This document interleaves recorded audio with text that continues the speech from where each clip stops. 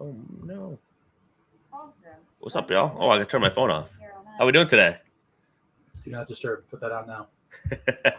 No, we are live. Oh, we're live? Oh, we're live. Well, that's probably should We're doing it live. get to the tab then, huh? We're doing it live. How we doing today, fellas? Fantastic. Another beautiful day here in Chicago. More snow. Yeah. Above 10 degrees, though, so you can't complain. Right? That's great. Oh, that's good. I did my first shoveling this morning. A little cardio at 8:30 more in the morning. It was all good. Nothing like that to get your day started, I'm sure, with a little coolness riding up your shirt, the back of your shirt there. Oh, dude, I was bundled. I had my new coat, my new boots. I was, I remember to take the tags off. I was ready to go this winter. Suited and booted. I was ready to YG, old school, 2010. It was fun. You were looking forward to the snow. You've been waiting for the snow ever since. I kind of was. I had the Rocky soundtrack queued up and everything. I was ready to go, and then I was out of breath in 45 seconds. We're not gonna take. Yeah, I already know.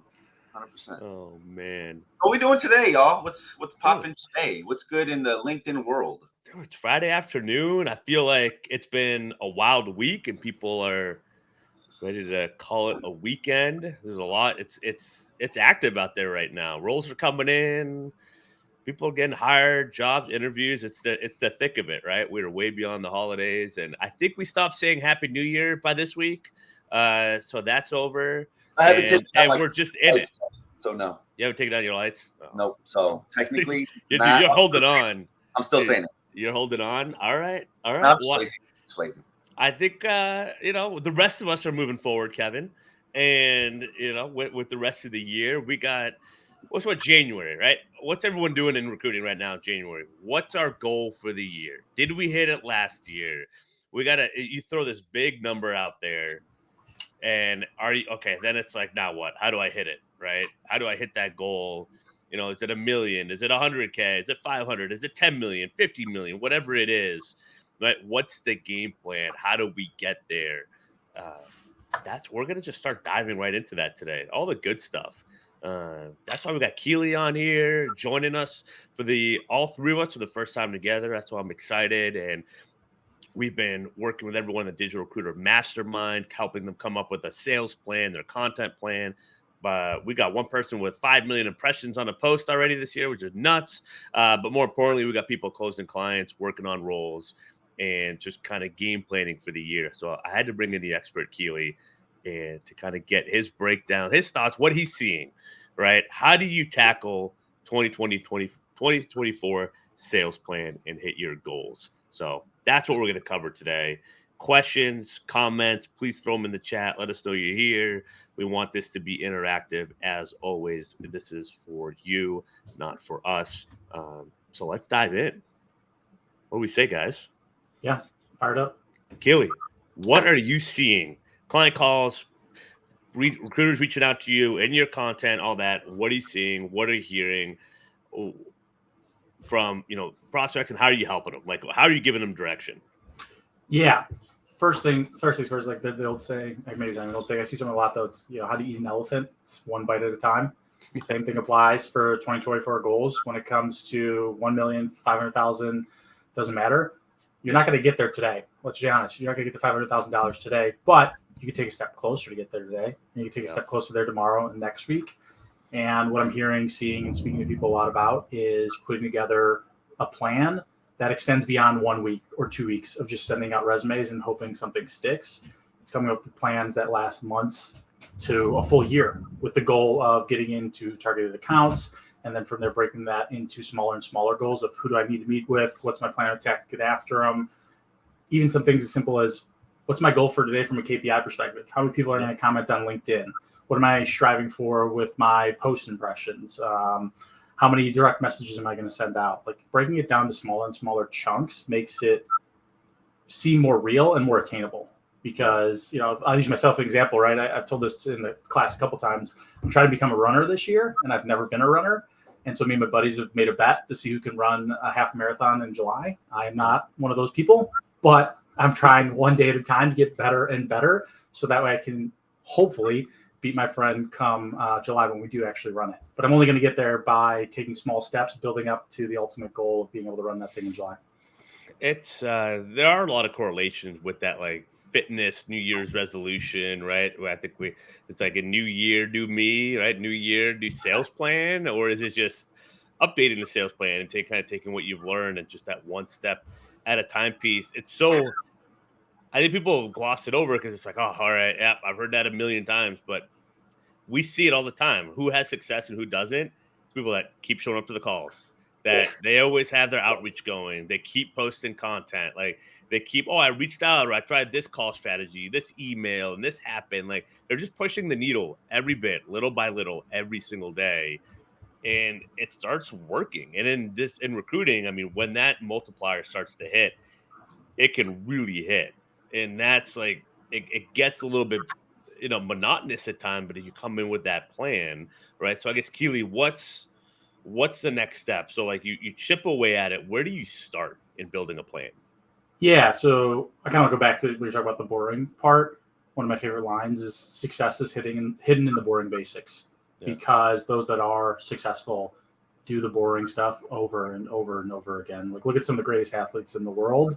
And every year when the season starts, they're right back at the basics. And they work on the basics all year round too, because they understand that's the building blocks to get to where they want to go. The high levels, the championships, whatever you want to talk about. It's the same that applies in recruiting and with sales as well. And when you're talking about, where do you start? You said new year, new me. I like new year, new me, new sales territory because it rhymes a little bit in the way. You look at your territory. Who knows when was the last time you updated it? Was it back in 2022 when things were a little bit different than 2023, which 2024 will be different as well, of course? When's the last time you visited and said, what is my territory plan? Who am I going after? Are these accounts worth my time? Because that's really what we're all fighting against is the time spent on good accounts versus bad accounts. Every minute we spend on the bad account, we could have been spending on a good account that had way higher upside, way higher ROI, and then the one that you're celebrating at the end of the year because you billed for $500,000. Like that's what we're all striving for. Easier said than done, though. But the only way you get there is starting back at the beginning and building on the basics. Well, you bring up such a good point. Letting go is so important in recruiting and in sales, right? Like that clutching, right? It's almost like I don't know, it's just kind of morbid, but right, like Mufasa and Lion King, right? Holding on to the cliff, right? To a bad prospect, to a bad. Did I go rogue? Yeah. That happens. My son watched that. I feel like that was not like that was an upsetting scene for my kids. That was too much. Well, yeah, they're 7 and younger, so I want people to remember this and ingrain it. So I went there. I'm all right with it. No apologies. But you gotta let go of the bad prospect, the bad client. Like you have to create the energy in the room for great clients. And the chase, I mean, just a constant, Wile E. Coyote Roadrunner chase. That's a much more PG example. You gotta let go of that, right? Back in 2023, 2022, and I hear people holding on to accounts like, man, they were so good in 2022, 2021. I wish they would come back. Like, those are 2 years that were unlike any other years I've ever seen or known about in recruiting, right? So we have to, I think, let go of that expectation, number one, right? If you got some great referrals, some great business there, great. I hope you saved up the acorns, right? Because now it's like time to learn real sales and real business development. This is the true grind. Like this is it. And you gotta, if they're giving you the runaround, you gotta be able to at least internally just let that go and work on something new. Because we promise on the other side, it's way more fun. That doesn't mean it's not a lot of work, but it's a lot more fun. And if those are the people are gonna ever come back, it's because you let them go. Right.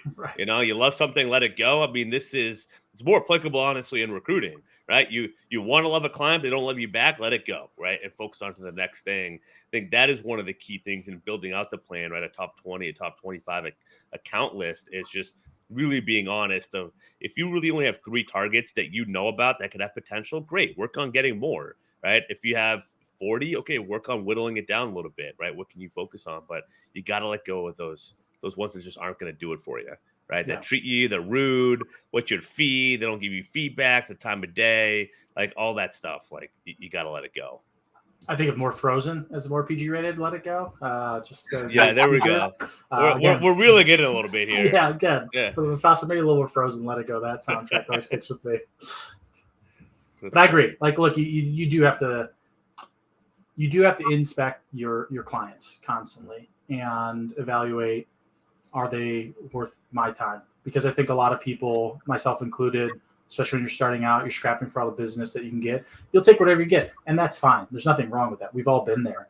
Once you get to a certain point, the downside of working with those clients is greater than the upside of going to find new clients. Mm-hmm. And you have to evaluate those clients on a criteria, however you want to do it, and say, hey, am I spending my time wisely, continuing to pound my head against the table on this client, or should I just, as you say, let it go and go find someone else? And yeah, I'm starting back at zero. They don't know me, but I know if I get in there, the upside will far outweigh whatever this bad client can bring in for me.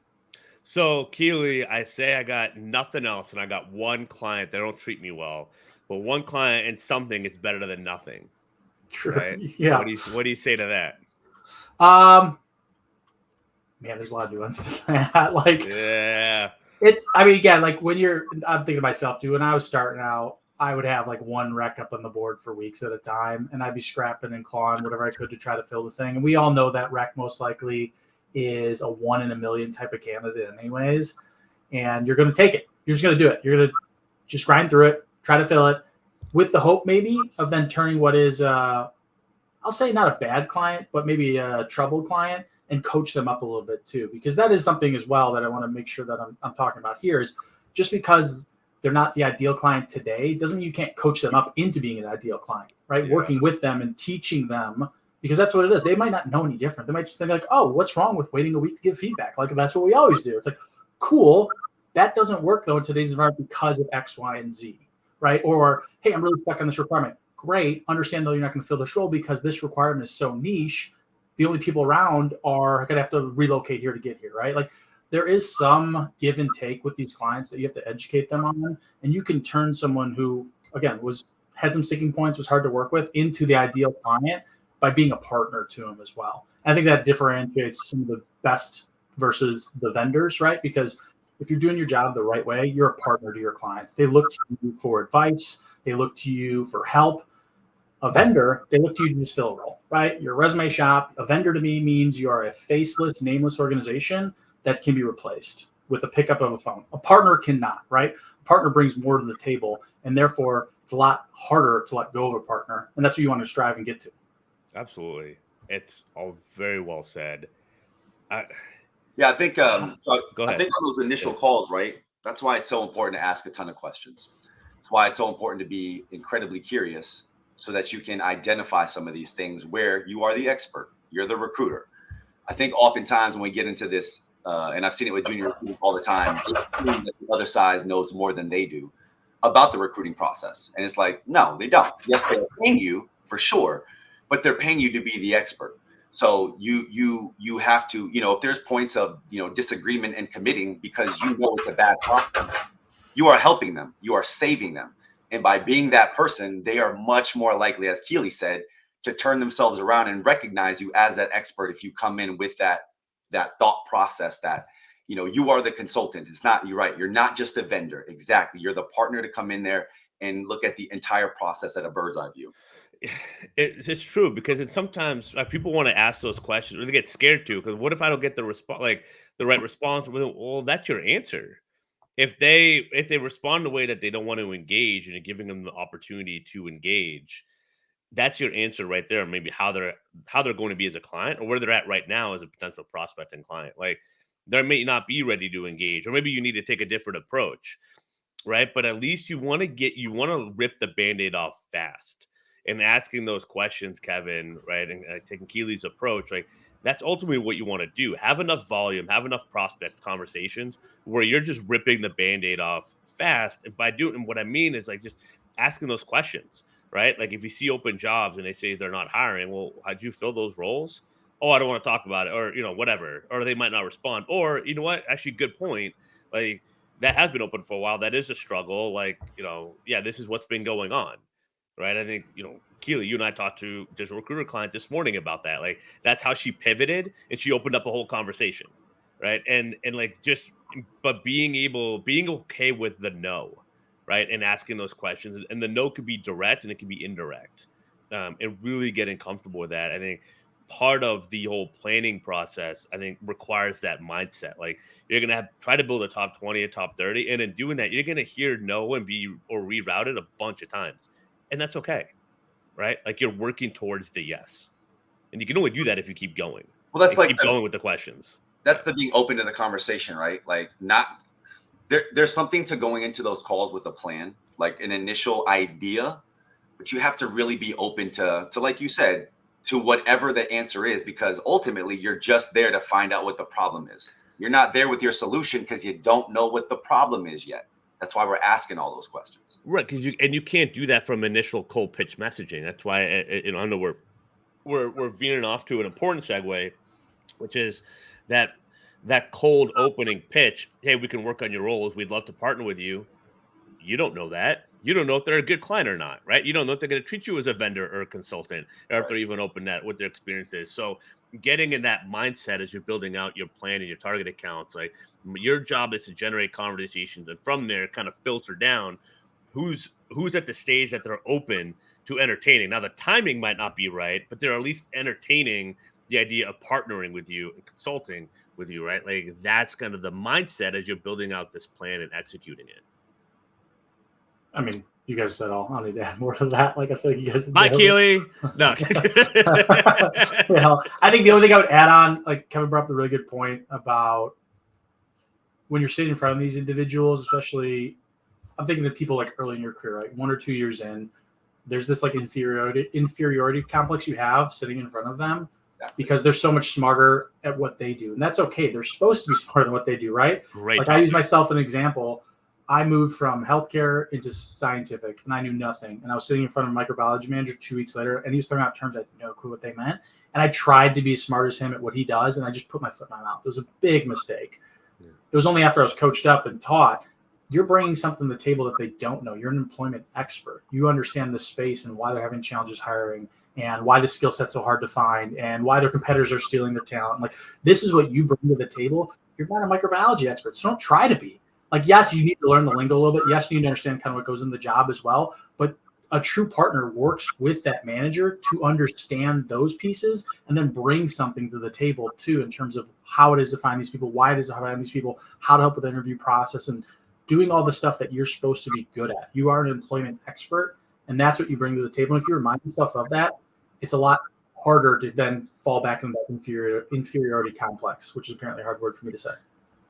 It's such a good point. It's all right. It's Friday. We've been on a lot of calls this week. It's such a great point. I want to bring Sevi's question up. How do you position your messaging in a way to be viewed as a recruitment partner versus coming across as a vendor? And I think you just hit on the approach and the mindset perfectly, which is don't try to be the industry expert unless you are. Some of you are in your niche and you can, right? Like I totally, if you are, but if you aren't, right, lean in. And this is what that's typically right see. there. You kind of hit it right there. Industry expert. Well, if you're, and we work with those, right, that were once a software engineer that now recruit for software engineers. Well, then you would position yourself as just that. And they're going to resonate with that. So sorry, I just want to say that. Well, yeah. Well, you could talk about it. You could reference it, in terms of team building or hiring. And I think to answer the question is, a lot of the connection messages, and we all get these. I know it because we all share them. Hey, and I see people, God bless them. They're trying automation. They're recruiters. They're targeting their first degree connections this year. And they're messaging me like, hey, let me know if you want to be a recruitment partner this year. I'm like, well, good shot at the automation. Here's my link to a call if you want to learn how to do it the right way, right? But it's you got to curate the list. Number one, you have to have your profile and your prospecting list really aligned. So then your messaging can be just opening up the conversation instead of being like, hey, I can work on roles, or this is like, we do all of these things. Let your profile say that. Your messaging should be like, hey, what challenges are you facing in the market? Or, hey, we're seeing that our clients in food production are having a really hard time finding maintenance mechanics, electricians. Like, how's that going for you guys? Can I bird's eye view that? Stuff like that. But go ahead. I just want to bird's eye view that. So what Clark is saying is think about it. The vendor is transactional. They want the sale right now. What we're talking about is being relational. The more relational you are, the more curious you are, those questions, that's how they're going to get like, okay, they're different. They're asking me different questions. Their approach to this is different. And that's why I like to use words like embed myself. We're a white glove service. We do our research on you so that we represent you in the market as though we worked in your organization. Like that's the way you are not a vendor. And it's just different because this is not normally how vendors talk. They generally don't do research. They want that job description and they want to go. Well, we've been talking about it all week, guys. Like, give them a different experience than they're used to, and you always have to be thinking about that. What are they currently experiencing from recruiters? From it could be internal recruiters, it could be external agencies, ones they work with, ones that are trying to get in the door, right? Like, what is your competition doing? Right, and standing out, and the competition. They're trying automation. They're trying to post content. We see a lot of. We see the rocket emojis, right? Copy and paste from ChatGPT, right? That content. I mean, there's a lot of that happening. So how do you give them a different experience, right? And it is kind of setting up the profile and the outreach in a way that you are being conversational, Kevin. To your point, and just always thinking, is this a different experience than what they're used to, right? If they're getting everyone's getting pitch slapped in the inbox, right? Don't pitch, right? But then people are like, well, that's long term. Well, what do I do? Well, there's so many different ways to be a recruitment partner, right? To kind of engage in the conversation. We all know companies are always struggling, right? So just use that as like your mindset and kind of figure out the questions from there. And to kind of segue that into, I know we're talking sales. Y'all know I'm the content guy. That's the piece of letting your content work for you. That's where you don't have to feel so like you have to sell them now, because as you're sending those messages, the algorithm sees that. They see that you guys are communicating in the messages. Your content will start getting fed into their timeline. They're going to start seeing the stuff you're talking about. Now your messages are going to start to make a little more sense. And it's just this flywheel that works for you as content and sales work together. So some of the sales plan could be when you have that top 20, that top 30, you have your niche, your vertical, like then it's, being able to connect with that ICP, the ideal client profile. What are their pain points? What's their day-to-day? What's their current experience with agencies? What do they believe about agencies that you want to shift that tone and be able to start writing about that, posting about that. But then that's also how you run some of your discovery calls and some of your meetings and some of your interactions. And Keely, I know you have a ton of thoughts there on how to kind of shape that, but how do you approach, and we'll probably skip some steps on the plan, but we can kind of get into some of the stuff we have, the goals and the account focus doc. But just even on the calls, like how do you approach the call without just like, so it doesn't become transactional? You talking like the discovery meeting calls, like when you first? I would say, yeah, discovery calls. If someone, there's different examples. I think I also want to talk about what happens if someone reaches back out as a candidate and how to kind of how to handle that call. Well, let's just say talking to a hiring manager, intro call, maybe there's a role or two that they're struggling on, but there's not an agreement yet, right? Yeah, I mean, first things first is you got to do your research, right? Like if you were to wing it, so to speak, like you think you know what you're talking about, that is the fastest way to fall on your face. And by research, I'm talking basic stuff. Again, back to the basics, and I know it is, but understanding what's going on from a company perspective, from a high level down to the low level, to what's happening potentially in the hiring manager's group, to knowing things such as simple as how long's the role been open for, right? Or if you're doing your research on LinkedIn, I love seeing the number of applicants. Role's been open for 6 weeks, you have 2 applicants. That might be a problem, right? Like that's something I would be coming prepared to discuss and talk about. But then also expand upon the company research is who are their competitors, right? What are they experiencing? What's happening in the market in that regard? Because I think a lot of people love to know what's happening on the other side of the fence, right? Like what was the show we grew up in, Home Improvement? There's a guy he's like this. Yeah. You always wonder his face. You want to know what was happening on the other side of the fence. Same thing applies for people that work for companies. They want to know what's happening outside of their space when it comes to things like hiring, right? If they're hiring for specific positions, and you can come in and talk about what is happening at their competitors or similar companies or whatever. That alone is enlightening to them. You're providing value to them that they could take back, and they might not use your services, which obviously is unfortunate. We want to get there, but if they take that back to their HR team and say, well, hey, I just sat down with this Keely guy And he told me the standard rate for this position is 75K, and we're only offering 65K. Do we think that's an issue? Is that why we're not getting candidates, right? And just like that, you've provided value and changed how they're going about to fill this role. So if and when they do need to use and they're ready to use your services, who are they going to think of? They're going to think of the guy that sent resumes, or they're going to think of the guy that helped them out the last time they were in a jam. Yeah, I mean, the answer's pretty obvious there. It's a no-brainer.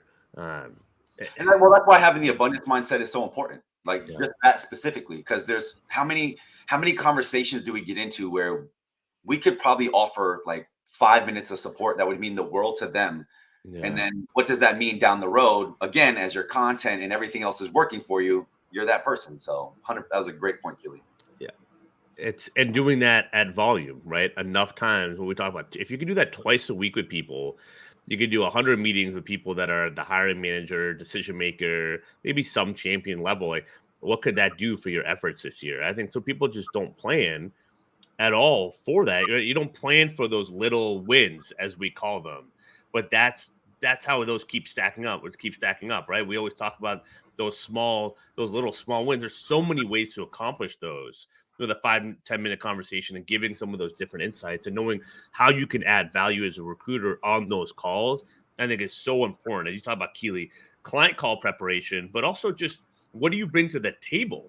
Right. Preparation as a recruiter, as a salesperson in this industry. I think really knowing that about yourself, right? I can hop on any call. Any one of us can hop on a call and teach someone about content, teach someone about LinkedIn, the power of building a brand there. And we have some experience, some skills behind that piece of it. For most people we talk to, that's going to be a game changer that they're not doing it. Right. And so knowing that as an agency recruiter, like what are some of those things that you have in your bag of tricks that you can always know that it's going to add value in every single call, and just get in the habit of doing that. I think it's so important. Yeah. Proposition. Go ahead, Keely. I was just saying, just back to the small wins, right? We start every Tuesday call with that. We start calling them smallish wins now, because you have to, one, do those small wins, as you said, Clark, to build with the relationship, to meet those 100 people who will come back around. But you also have to do it for yourself, right? From a sanity perspective. Let's not forget that, because you don't break accounts every day. Like it doesn't happen. No one's going to break 365 accounts this year. I had to break everyone on this call. It's just not going to happen.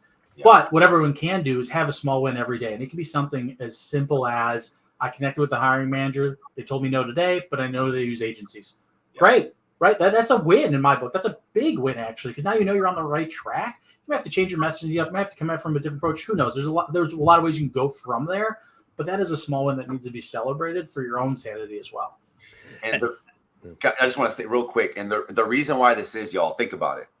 Like, think about any big goal you've put. It's abstract. Any big goal is an abstract thought. It's really hard to picture. And we talk about this in our content course that we teach, leveraging concreteness. The same goes for your goals. The reason that you're breaking them into smaller goals is so that they're visualized. You can paint the picture that I can actually do this. It becomes something that's not this crazy 6-month thing that you have to do. It's this day thing that you have to do. And then once you tackle this, you have an accomplishment, right? The reason so many people love construction is because they can create something with their hands. And then when they're done, they get to see the final piece and how it works and how people use it.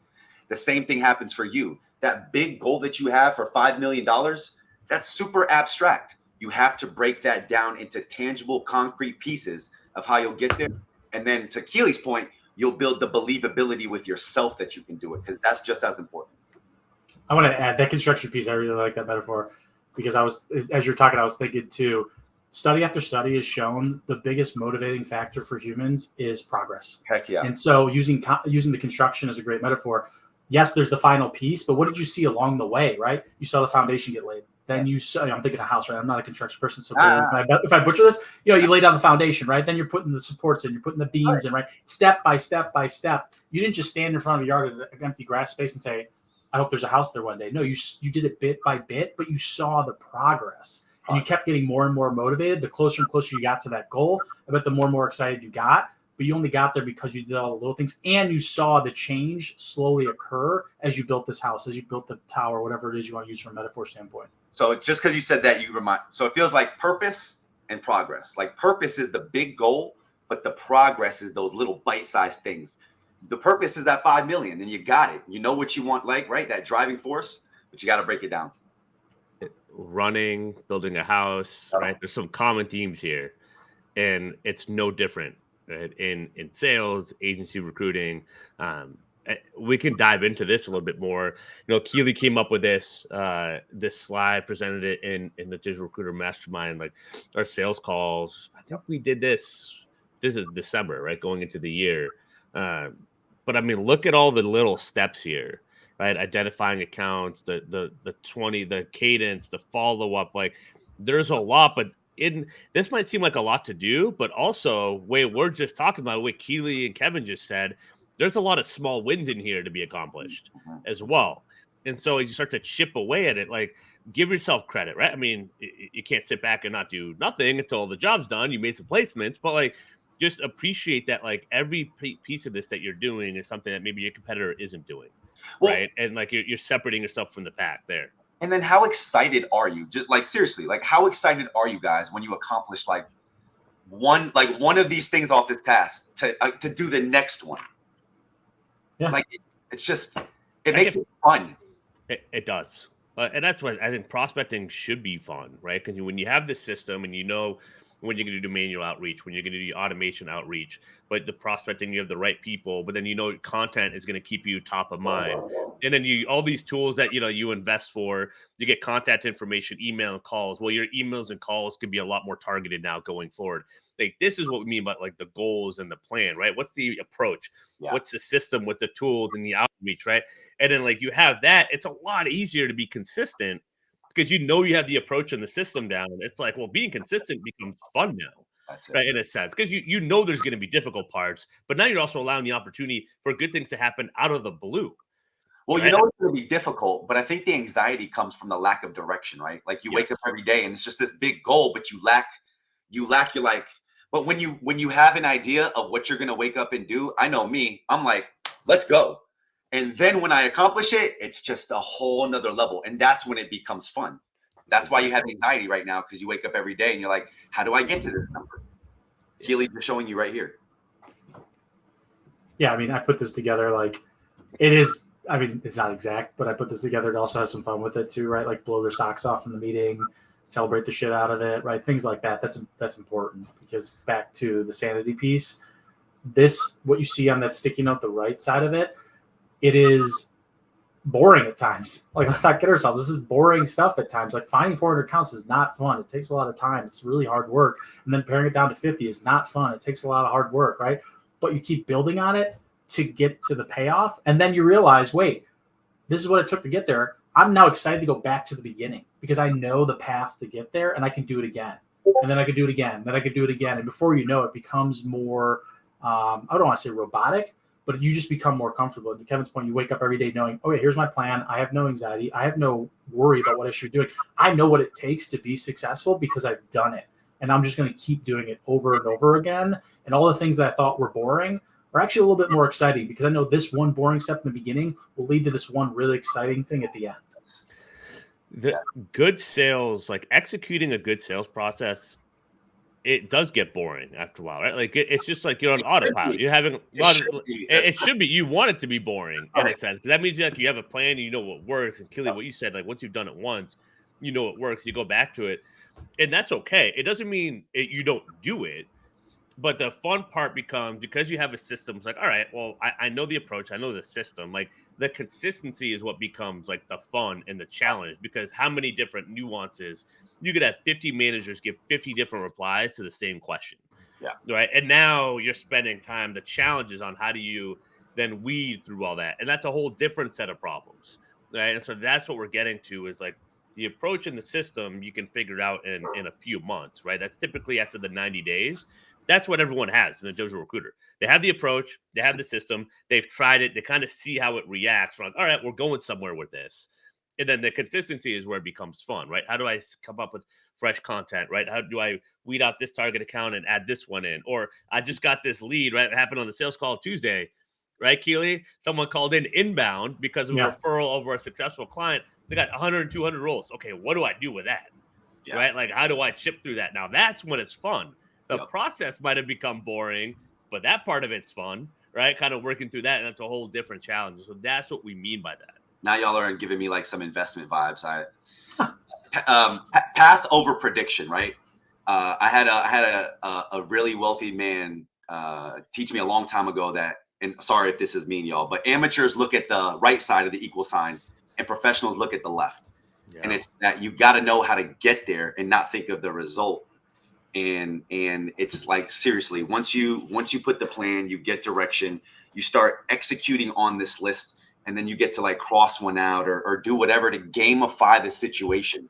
And to Keely's point, man, I can't tell y'all how fun it gets when you get to go back to the start of it with all this knowledge, all these failures, all this learning, because the second time around, what you do is you don't do it the same way. Now you can think of things abstractly. So now you can have fun and experiment with things the way you couldn't before. Because before you were just so nervous about what you were doing that you were just so focused on this. But now you're like, oh, whoa, I went through all this. So now you can have this real abstract bird's eye view while you're able to look into the detail. And that's where everything gets fun. And that's what we're talking about. But you don't know until you just have to do the boring hard work. Get the reps. Get the reps. I would add to Kevin's point about going back. It's less brain power the second time you go through from a process standpoint, but it allows you to have more brain power around, as you said, the creative piece, right, where you can come up with different messaging, you can look at it from a different angle. Because I've been really into like reading like self-help type books this year around productivity, time management, and we all have a finite amount of like willpower and basically brain power too to use throughout the day. So when you have a process in place, that allows your mind to be creative in other ways. Because if you're creating a process, you're using up your creative power to do that. So then it's harder to come up with messaging. It's harder to come up with replies. It's harder to come up with like a different viewpoint. But once you have the process in place, it allows your mind to focus on other things and perform at a different level that it wasn't able to do before. So I just want to add that as well. I think that's a big thing. And I was guilty of it too. I thought like, oh, I have to do the same thing over and over again. Like I want to be creative. That's why I enjoy this job, is the fast-paced nature. I get to think on my feet. Like, why would I want stick myself in this bucket or this same process over and over? It's like, no, you got to look at it a different way. By doing that, it frees me up to be creative and think of things in a different way because I'm not wasting my brain power on this side of things. Well, Kevin loves to say brain calories. Well, Donald Miller. So he loves it. Donald Miller. It's brain calories. It is. Yeah. And the less that you have to make people use to understand who you are, what you do, it's the better, because we're using so much on all this other stuff that we have anxiety and depression and all these emotions about. So that's why we go from approach to system. Let's figure out these first 4 phases efficiently, effectively. It'll take us 2 to 3 months. So then we spend time on the consistency piece here. I'm going to try to write. Can I write on this thing? No. I thought I could. Oh, that's edit layout. Can I edit, like circle this thing? Maybe I can't. I thought I could draw on this thing or do something. Just paint a picture with your words. Yeah. Oh, but I wanted to have fun. I wanted to edit like I can on Zoom, right? I can like draw or whatever on there. Maybe I can't do that on here. But the consistency piece, right? Phase 5 and 6. That's where you want to spend the year. I mean, once people, go through the 90 days with us, it's like they'll stay working with us in different capacities at times, but it's staying consistent. Like that's where you want to use the brain calories on, is this piece of it. So if you don't have the approach down, you don't have the system down, get help, like get that in place as quickly as possible, right? In the right way. So you can focus on consistency, because this is where you want your medium, your bottom of your funnel, you're closer to the money. You have to be spending your time here. And that's why we talk about going back to the plan, get all that work done. Yes, it's boring. Yes, it's kind of a grind. It's grueling, but get it done so you can spend more time here. Then you'll be able to hit those goals faster. And that's the fun. You could probably replace consistency with fun, because this is the fun phase. The boring phase is understanding and figuring out the approach, understanding the foundation, right? Again, like going back to the construction. I can tell you, I've built 4 houses. Building the foundation and putting those 16 by 4s, oof, I hated it. But then little by little, you start to see the pieces come together. And then you get the system down, right? Now everybody's humming along. Everybody's playing their part, and the facade is coming together. And now you start people coming to look at this, right? Like it just little by little. And then before you know it, now you're having people come to look at the home. You're talking with people, right? Now it's all the fun part of when you're included and you get to show off what you've done, what you've built, what you've created, all this effort that you put, all this energy. Now you're just showing it off. How are you going to show it off? That's it. And that's when you get closer to the money. And that's what's more fun. That's when it becomes fun. Keely, should we well, actually one more thing. We'll cover, so Luke said, looks like something both individual contributors and managers should review. Managers want the end goal, but many times forget the little steps that go into hitting that goal. Absolutely. Absolutely. Yeah, we've all had managers like that, unfortunately. It's just they look at outcomes over processes when they should be looking at processes over outcomes. Just make more calls, buddy. Right. Oh, thanks. That's a new one. Right. Yeah, like a great coach, manager, mentor, you want to do it, should be helping you along the way with your processes, being excited about all the, as we talked about before, the small wins, because we understand what it takes to get to the end goal. And sometimes the people who haven't done it, they don't know that. And it's hard for them to believe that. So you got to be there to help them along the way, along all those little steps. Because what's the saying, like, you can't see the forest through the trees? It's the same concept here. It can be hard to think, like, well, how am I ever going to break into this Fortune 500 company? How am I ever going to break 10 accounts? How am I ever going to land my first client? Like, even something as small as that, it's like, okay, stop thinking like that. Let's start focusing on what we can control, the processes we can do, and we'll work together through that. And trust me, if you follow these things and you're diligent, and obviously you're going to need some help along the way with messaging, little things here and there, you will get there, because this is the path that it takes to get there. And we know that. It's I'm ready to know, because I want to come back to that point, but I want to cover Heather's point first. Just like in sports, the first championship presents the greatest challenges. The roadmap is undefined. After achieving that success, it becomes a matter of resetting and repeating the process, because now you know what it takes to win. Okay, Heather, coming out us with I see you. Get the I like that. I like that. Man, there's a way I could take this to. I don't want to go too down that roll. But like then you get to this point where it's called imposter syndrome, right? And everyone gets it too, where you've been successful and then you have a down quarter or two, and you're like, man, was I successful or was I lucky? Right? Then that's a whole mind game. And I've been there. Like, I went down some deep holes where I'm like, I don't know if I'm good at this anymore. Because I've had success in the past, I'm not seeing the same. Like, it can go a million ways, but I think that's a great point, Heather. Regardless, right? Championship teams, I love this metaphor. If you're not posting, make sure you do that, Heather. Otherwise, I'll probably steal it. So just let me know. Well, I have posted some similar. It was, the hardest thing to do is repeat in sports, right? It's, or some would say it's the first, get into the pinnacle, but those people that don't make it to Super Bowl and don't go back, that's why. I mean, even sequel movies, most sequel movies suck. It's tough. It's like every team. It's every team in the NFC East. What, there hasn't been a repeat champion in 19 years. In 20 years. What is that about? Like, that's insane. Yeah. All right. We don't have to talk about my Cowboys. I mean, there's also complacency that plays a fact into it as well, stuff like that. But yes, there's been no repeat NFC East champion in like 19 years. Versus the AFCs, when the Patriots are around, how many times did they win it? Like 18 out of 24 years or something like that. Like, it was insane. Unfortunately, our run is over. That's true. That's tough, but it was a great run. And I loved every bit of it. But, in Belichick leaving, it's an interesting thing. To Heather's point, that's what was so fun about following them, being a fan, is just learning. I learned so much from him on just how to not be complacent and just approach it business-like every day. Not get too high, not get too low.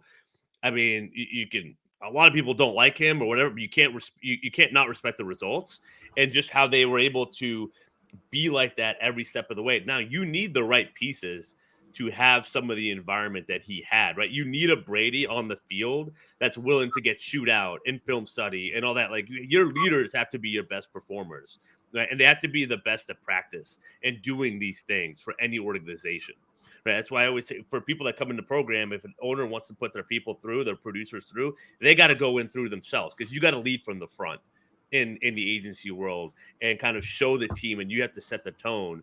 I think that's what they did so well. And you could love them or hate them, right, depending on where you live or what team you're a fan of. But like, that's what they showed up every year. You pretty much knew they were going to be in the championship game. But it's like, what were they doing those 364 days of the year to make sure that they were there every single time, right? Watching film, the right drills, the right reps, learning from other coaches, learning from college coaches, like what's new, what's innovative, but also what are the fundamentals, right? And how do we kind of have to approach like every single day? And like it's so similar in the what have you done for me lately world, which also is agency recruiting, right? There's a lot to be learned there, right? And I think the Chiefs are kind of doing some of that as well, right? It's they got the talent, but then they have the process, right? They lose Tyreek Hill and they win the Super Bowl the next year, right? Like they're really establishing that piece of it. It's Well, not always the flash, it's the process. Like the Patriot way. Like there's not many teams that I hear like their way. They had like it's almost like they had an onboarding, it felt like whenever anybody would talk about it, about how it was, like it felt like they were talking about like they got onboarded. And then when they came in, like there was this culture that they had to adhere to. And if they didn't, then they didn't have success and then they were gone. And it was the people that bought into that culture, which is to trust the process. And I mean, like, look, I'm not a big fan because of where I'm a fan of, but if I'm going to keep it real, there's not many coaches that start with one plan in the first quarter and have completely changed it by the third because they recognize that they needed to. So in terms of just recognizing what's, who you have, what's going on, having a bird's eye view, but also being able to detail it and change things up, which goes to kind of, everything we're kind of talking about here.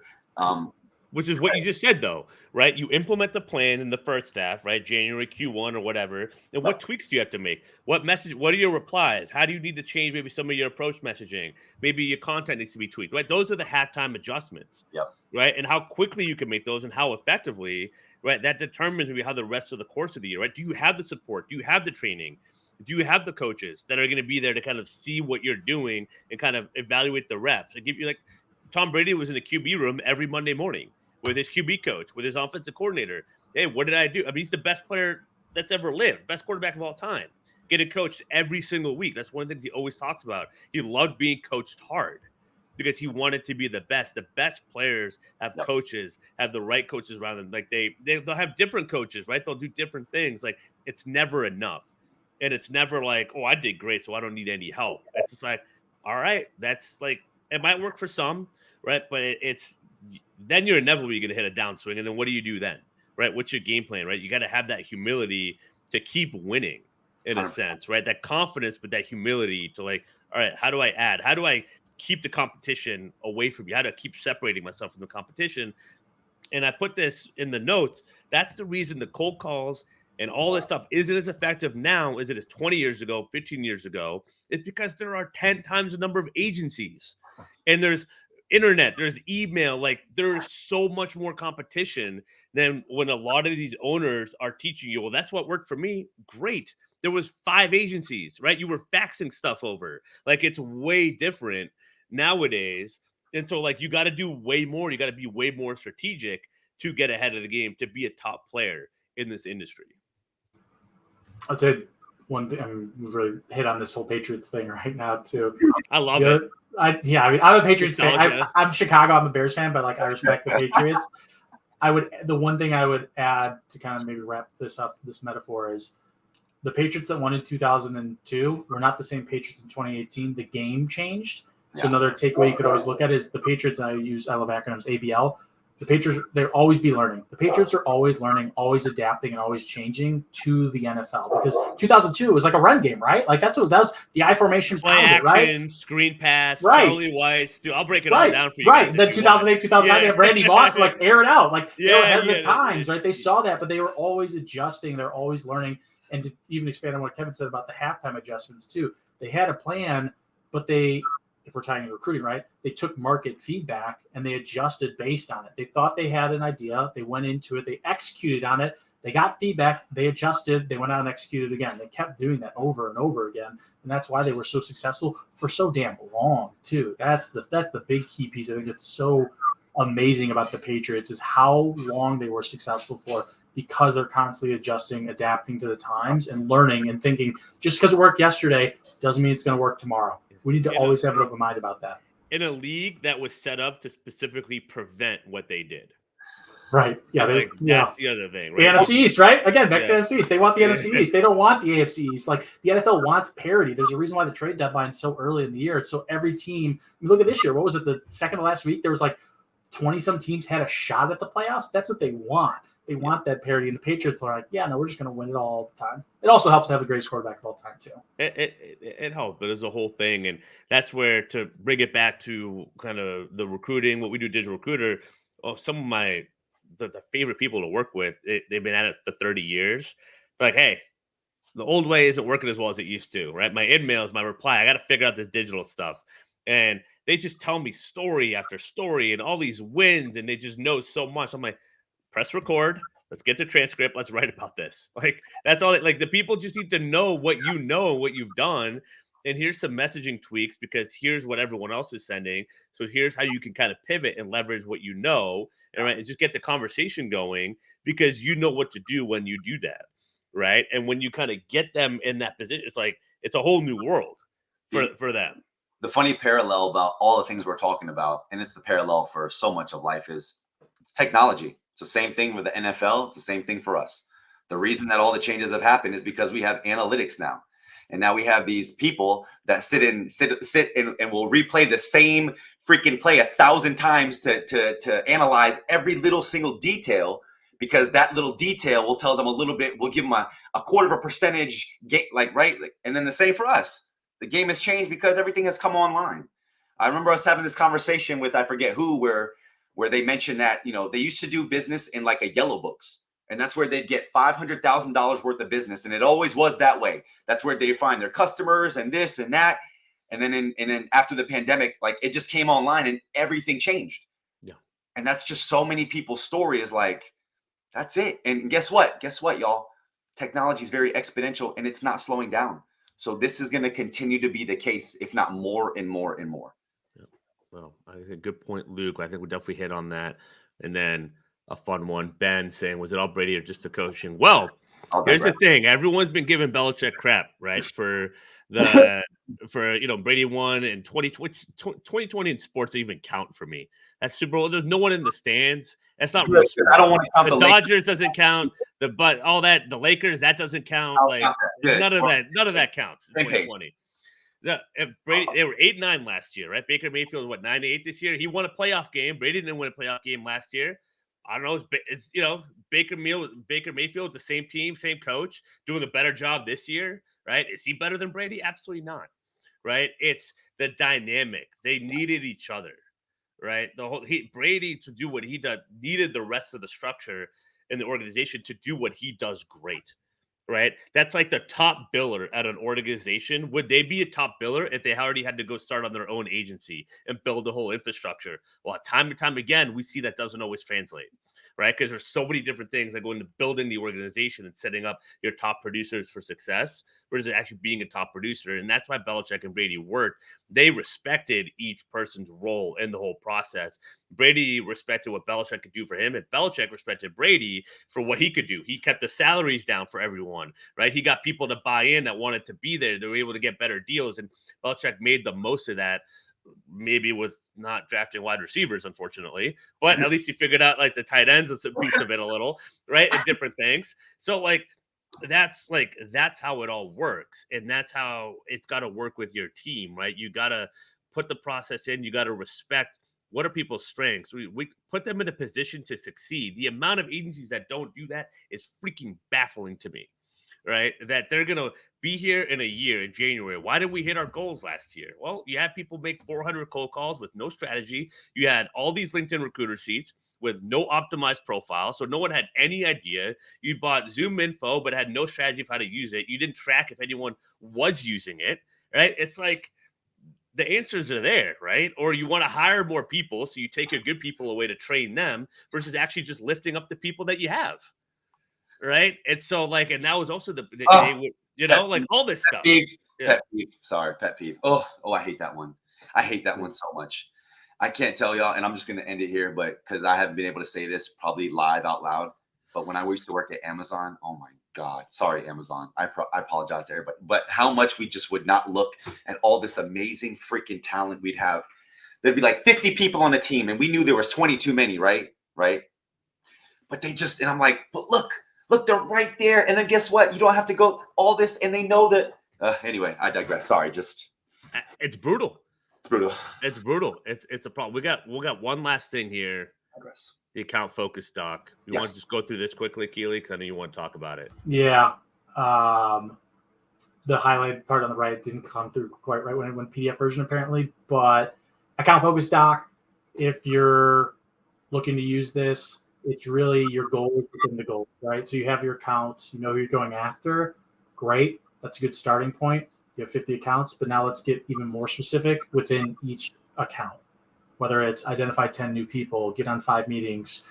We are in a relationship-driven business, so it could be something personal, checking in on someone's cruise went, how their wedding was, taking them out to lunch.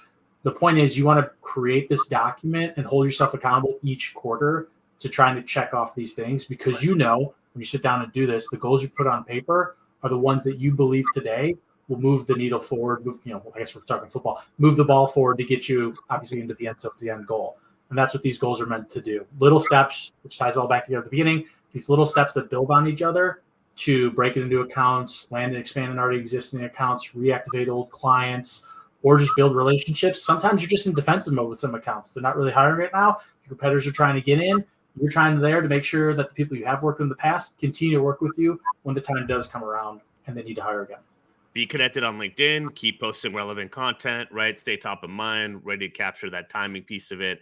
That's what you do. But you put all these pieces together, it's just, you're going to be powerful. You're going to be dynamic. Good question, Ben. On the bottom, you can pull that up, Clark.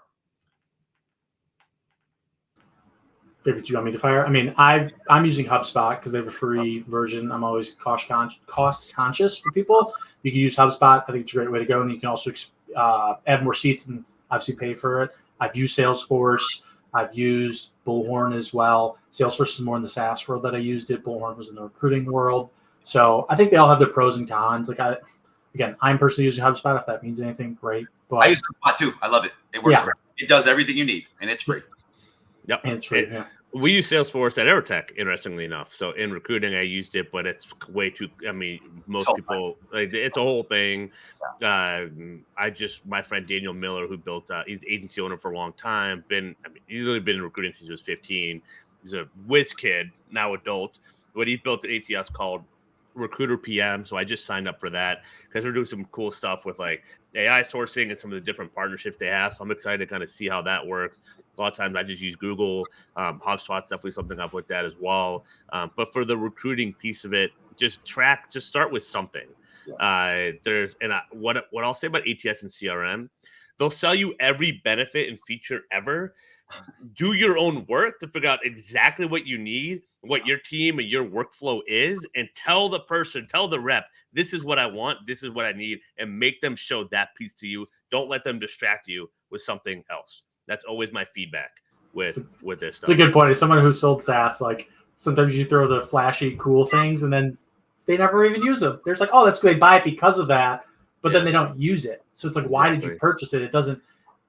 It solved the potential need you could see yourself using in the future, but it's not solving your need today. So it's not really helping you. So focus on what you need today, and then you can always grow and expand from there. Mm-hmm. And then, as always, what I got anything else? Right. If you ever have questions about Digital Recruiter, kind of what we do, we have a sales content course, pipeline, sales call, content call. Kevin, Keely, myself, we're always on there.